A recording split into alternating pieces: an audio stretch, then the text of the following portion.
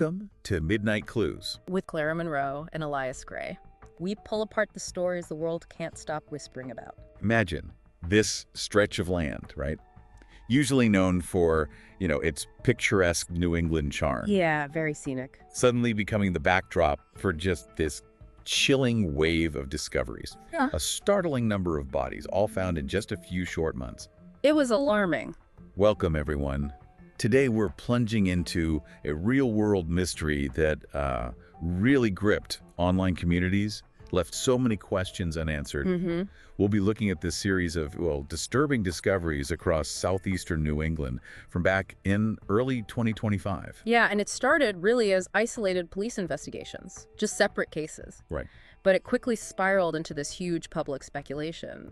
Was there an active serial killer? That was the question on everyone's minds. Exactly. So we're going to explore the facts, as they actually emerged, look at the theories that took hold and what the authorities finally had to say. Okay, so let's start with the timeline, the sheer volume, because that's what really jumps out first. It really does. From March 2025 to late May 2025, so just a couple of months, over a dozen bodies were found across Connecticut, Massachusetts, and Rhode Island. Over 12. It's a lot. It's a huge number of deaths in a comparatively tight region. This corridor, about 180 miles, almost like following an Amtrak route, really. That's a good way to put it, yeah. And the very first discoveries, they set this immediate unsettling tone. They really did. March 6th, Norwalk, Connecticut. They find the body of 35-year-old Paige Fannin. She was a hairdresser from Long Island. Right, found floating in the river. It was heavily swelled at the time. Her clothes were found nearby on the banks. Found the cause of death. Still inconclusive, even now, which adds to the mystery right away. What makes it even, eerier, is that the very same day, March 6th, about 180 miles away in Plymouth, Massachusetts, a second horrifying discovery. Yeah, a skull. Just a skull, missing its jawbone. Found in the woods right off South Street and Route 3. Pilgrim's Highway, yeah. Pilgrim's Highway. And it looked like it had been there for quite some time, not recent. So, two bodies, different states, same day, that alone gets people talking. Immediately. And it didn't stop there, did it? No, not at all. What came next? Well, less than 2 weeks later, March 19th, over in Groton, Connecticut, this is really grim, a human torso Oh, wow. stuffed into a suitcase, left just outside the Colonel Ledyard Cemetery. Just left there. Yeah. Apparently, a passerby had noticed the suitcase sitting there for about a week and noted a very bad smell coming from it. A week. And it turned out to be. The victim was later identified as Suzanne Wormser. Okay, and then? The very next day, March 20th, New Haven, Connecticut this time, the body of 59-year-old Denise Leary. She'd been missing since the previous September. So missing for months. Yeah, found in an advanced state of decay. Her cause of death also listed as undetermined. Undetermined again. And then just under a week after that, March 26th, Foster, Rhode Island. The remains of 56-year-old Michelle Romano. She'd been missing since August. Found by a driver. And her death. Deemed suspicious. Okay, so let's recap. Within 3 weeks, Paige Fannin, the skull, Suzanne Wormser's torso, Denise Leary, Michelle Romano, 5 discoveries, 3 states. Exactly. Connecticut, Massachusetts, Rhode Island. So you can absolutely imagine how quickly the whispers started. Rumors of, strange and disturbing men, suspicious activity in that same area. Oh, yeah. The public immediately started connecting those dots. But what were the authorities thinking? Especially with, different police departments, different states involved. That's got to be a challenge. That's the core challenge right there. And it's fascinating to see how the perception just diverged. How so? Well, for the police, these weren't instantly connected. Each body, each discovery was its own separate local investigation. Right, different jurisdictions. Exactly. 3 different states, multiple towns. The big question became, how do these isolated tragedies, handled by separate teams, suddenly get seen by the public as this single terrifying threat? That's the real tension, isn't it? You've got law enforcement on one side consistently saying, hey, there's no connection here. Nothing links these cases. And then on the other side, you've got these online communities just exploding, seeing undeniable links convince something much more sinister is happening. Precisely. And, unlike your sort of classic serial killer cases. Right, where there's a clear pattern. Yeah, clear method, a signature, a specific victim type, what we call the modus operandi, or MO. Okay.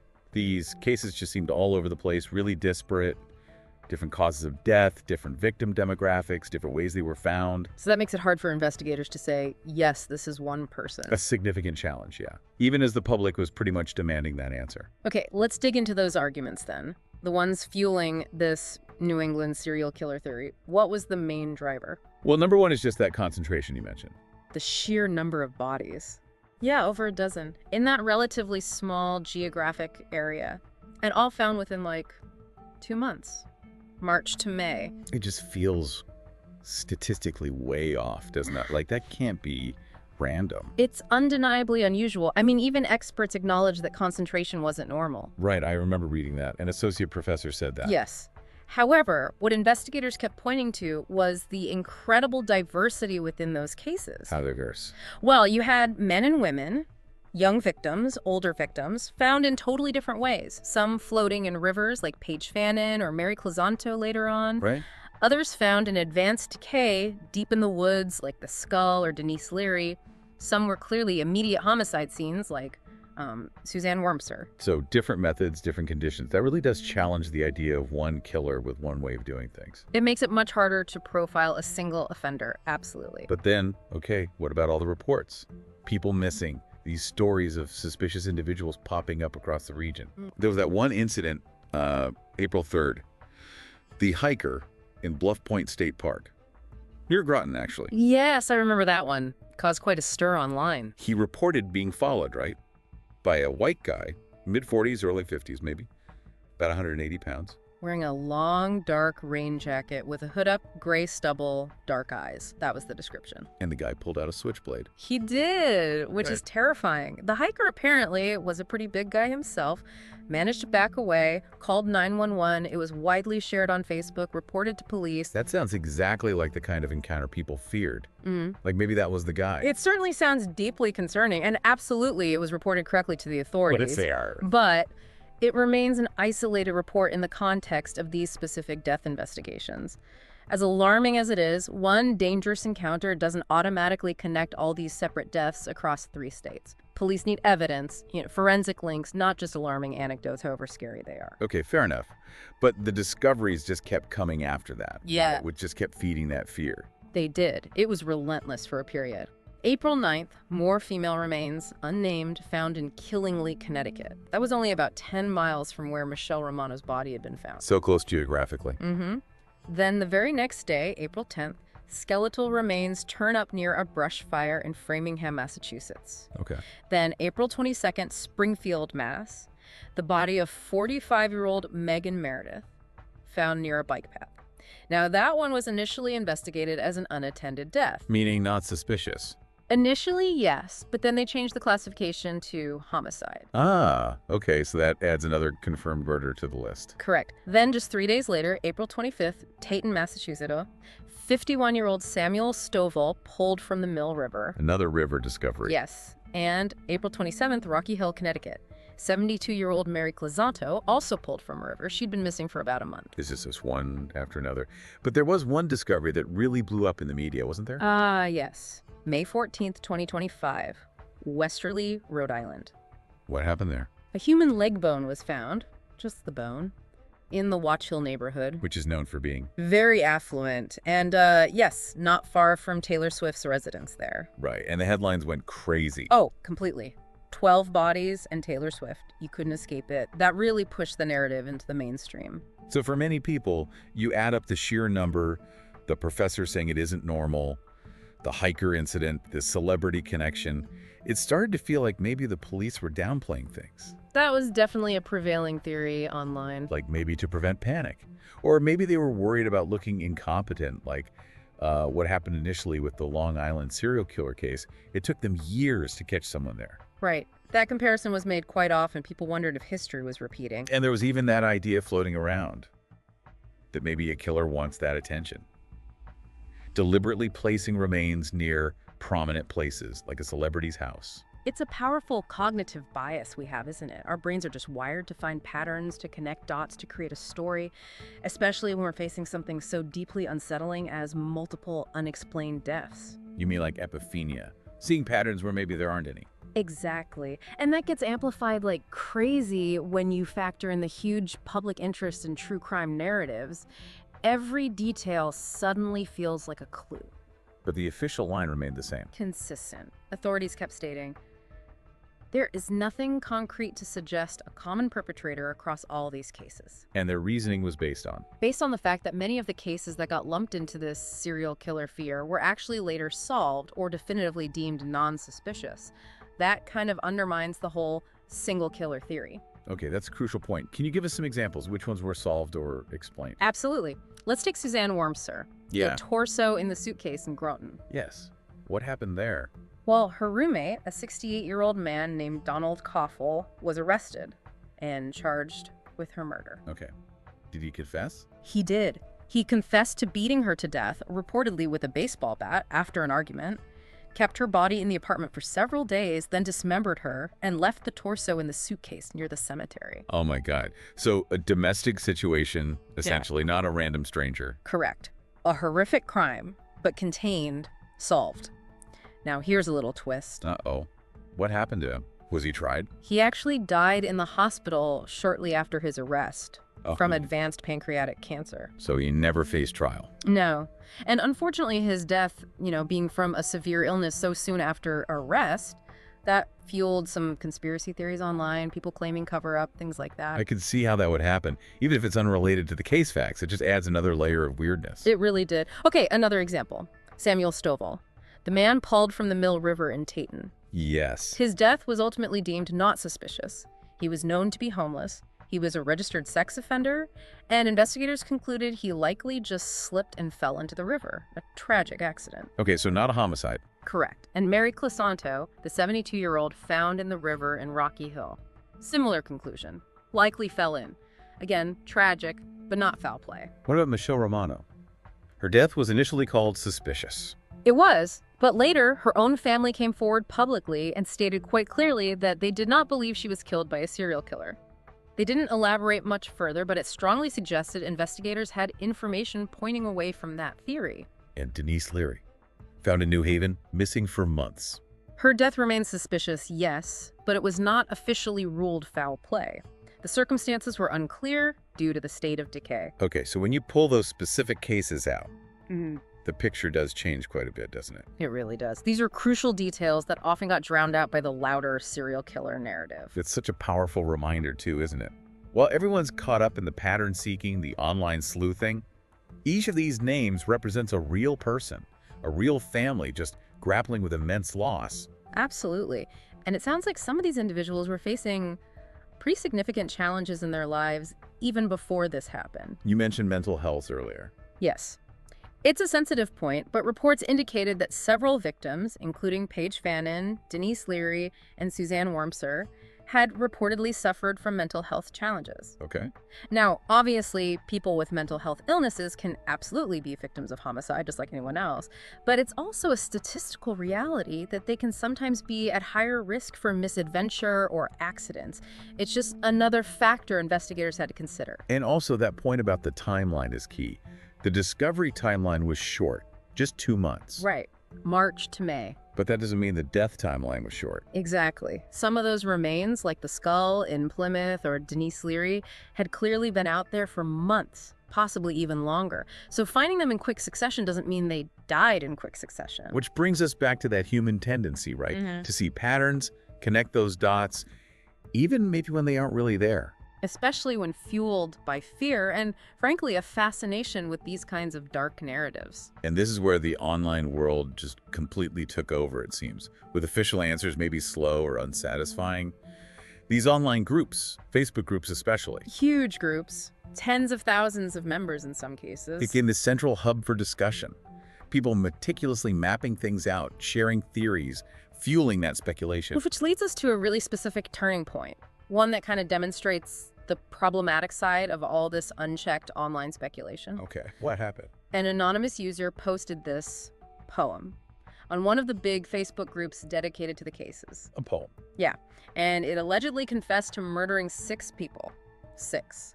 Yeah. And burying them vertically, specifically at Black Point in Narragansett. Whoa, like a confession. The poem even claimed it was a record from someone who knew they were dying. It was incredibly specific and disturbing. Okay, so what happened next? Did the police take it seriously? They had to. It led to a very real, very resource-intensive police response. Officers, cadaver dogs, the whole deal. They actually went out and searched Scarborough Beach in Narragansett based on this anonymous online poem. And did they find anything? Nothing. Absolutely nothing. The poster later surfaced and claimed, oh, it was just for a fictional book they were writing. Are you serious? Dead serious.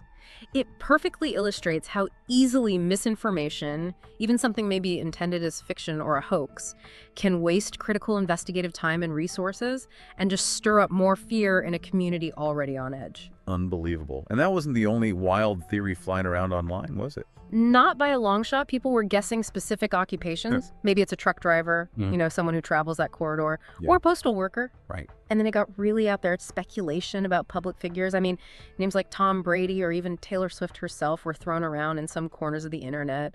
Yeah. It just shows how completely untethered from reality the speculation became when official answers weren't readily available or didn't fit the narrative people wanted. So let's bring it back to the official verdict then. Where do things stand now? Well, the official stance from law enforcement across all 3 states remains consistent. They continue to treat the unsolved cases as separate investigations. Still no evidence of a common link that they're acknowledging. Correct. They state there's no definitive evidence pointing to a single perpetrator responsible for all or even most of these deaths.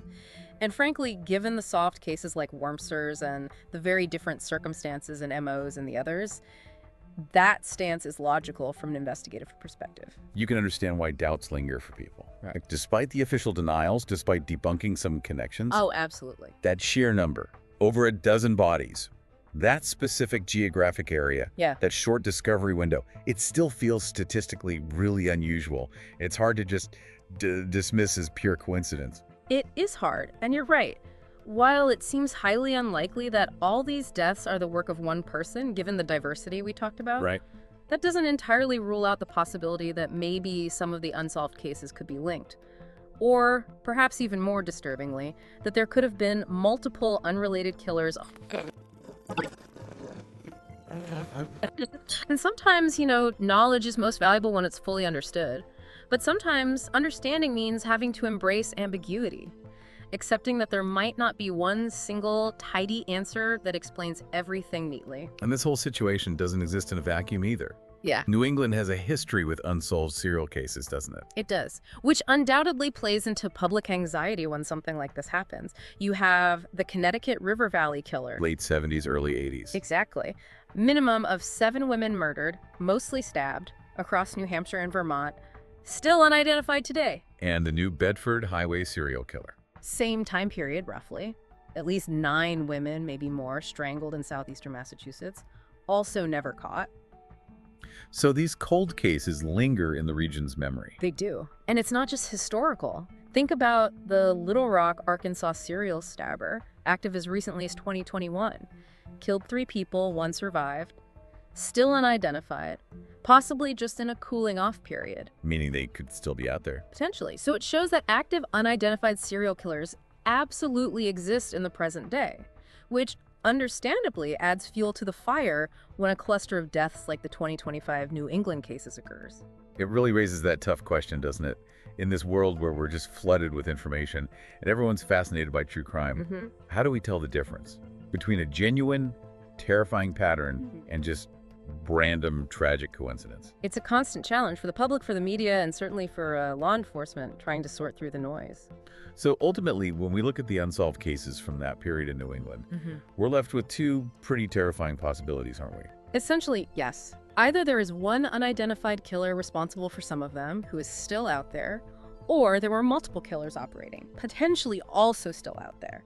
Neither is a comforting thought. Not at all. And amidst all the theories, the speculation, the online debates, we absolutely cannot forget the profound human cost here. No. Regardless of whether it's one killer, multiple killers, or separate tragedies, real families were left completely shattered.